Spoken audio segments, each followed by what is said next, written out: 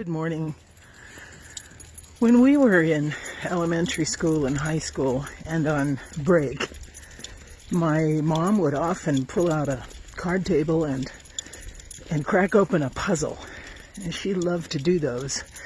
And depending on what else we were doing while we were off from school, we would drift over to the table, and often we'd have music going and we'd hang out at the table and work together on that. And it was such a fun family thing. Now, granted, I wasn't always in the mood, but it was fun just to see that happening and to be part of it when I did feel like it. One thing that's important when you're putting together a puzzle is, and there are different ways of starting a puzzle, right? There are people who go right for the edges, who create the boundary, the framework for the rest of the puzzle, where others will go for colors and shades of color and start grouping those, and then creating piles or groups and working from there. But you learn really quickly when you work on a puzzle that there's only one place for each piece. Each piece belongs in a specific place. Such a great analogy for life. When we're in middle school and high school, all we do is make every effort to fit into that place, to belong by looking like others, by dressing like others, speaking like others. And the fads that we cling to when we're younger, really, it's a lot of those brand names don't even exist anymore. And yet, the experience that we have of trying to fit in and look like others often shapes the rest of our life. Some of us even carry that over into adulthood, or perhaps you've been made to feel that way by your family, that there's a certain behavior that's expected, and you can't stray from that.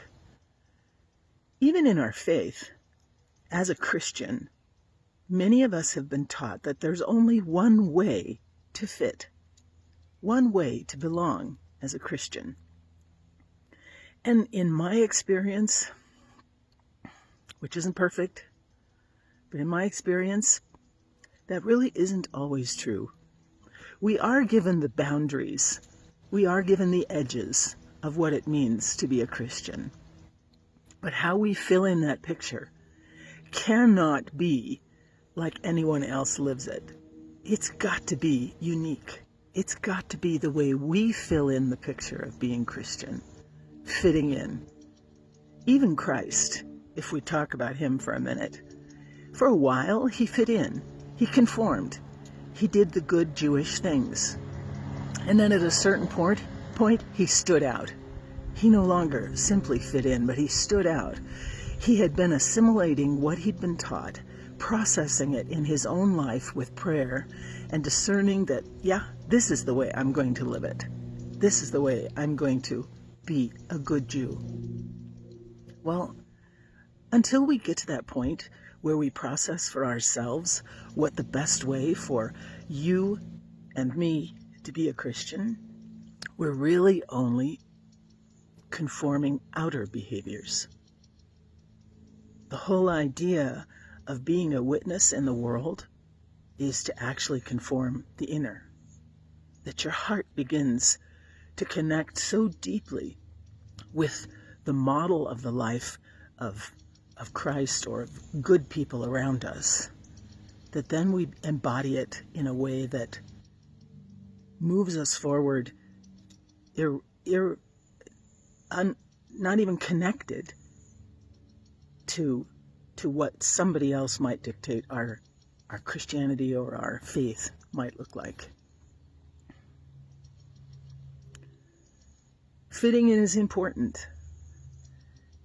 If you don't feel like you fit in, you often feel like an oddball. But at some point in our life, your faith, my faith, will cause us to stand out. We will not look like other people around us. We will not speak or sound like other people around us.